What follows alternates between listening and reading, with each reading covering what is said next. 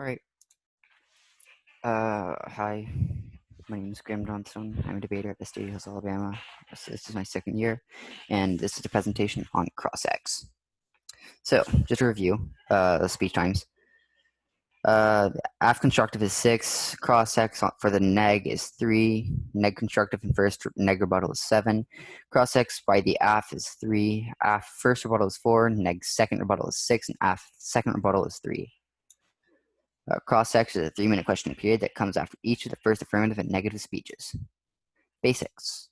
During that time, the cross-examiner asks the opposing debater about the case, both to clarify and set up rebuttals. The cross-examiner should only ask questions, and the person being questioned should not answer with more questions, so just only answers. Presentation.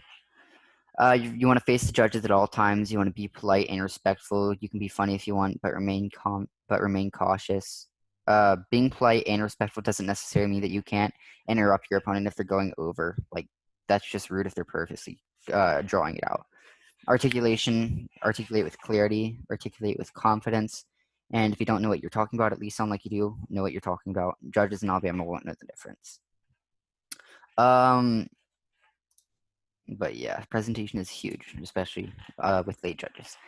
Tips/strategies for the cross-examinee. Asks for clarification, i.e. authors, cards, dates, links between cards, contingents, and the framework.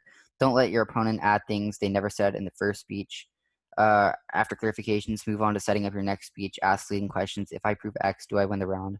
Would you concede Y? Okay, don't ask if I prove X, do I win the round, because that just does not make any sense at all. Do stuff that's kind of subtle. I don't know why that's in there. But you want to push them into a corner, like trying to make them contradict themselves, or try to get them to like, yeah, contradictions are huge, but like kind of ask them how something makes sense and just kind of disassemble stuff. And if you're low on time, ask yes or no questions. Basically, you want to ask as little clarification questions as possible, only ask what's needed.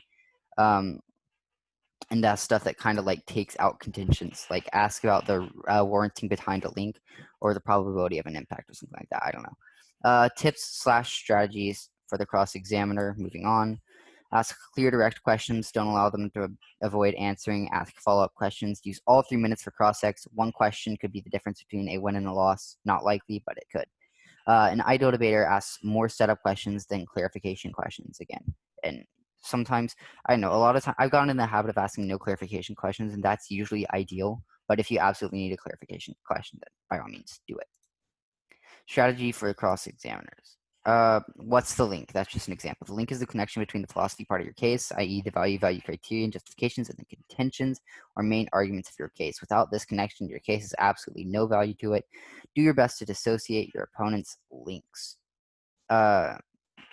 Links between like evidence and stuff are also like probability. So yeah, be creative. Your opponent is more likely to say something that could potentially hurt him or her if he, she's, or they, is taken by surprise or is at a loss for words.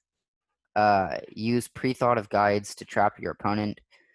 Use contingents in your case or any other guide to get your opponent to admit something. Ask your questions in a way that will get your opponent to agree with you or your side.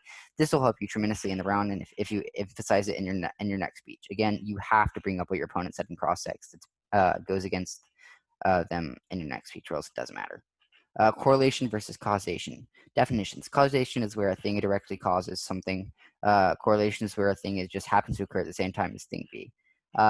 Example, all students with straight A's do 2 things: study every night and get carrots. Studying every night is an example of causation because studying causes a student to get good grades. Eating carrots is an example to get correlation because it doesn't cause good grades. It's just something that happens to occur at the same time. Here, I assume the carrots are some magical brain food. Look at question 8 on the previous slide for an example cross-ex question involving this strategy. Tips for the examinee. Be as meanly nice as possible. I like the way this is phrased because like you want to be assertive, you want to be aggressive, but like don't be rude.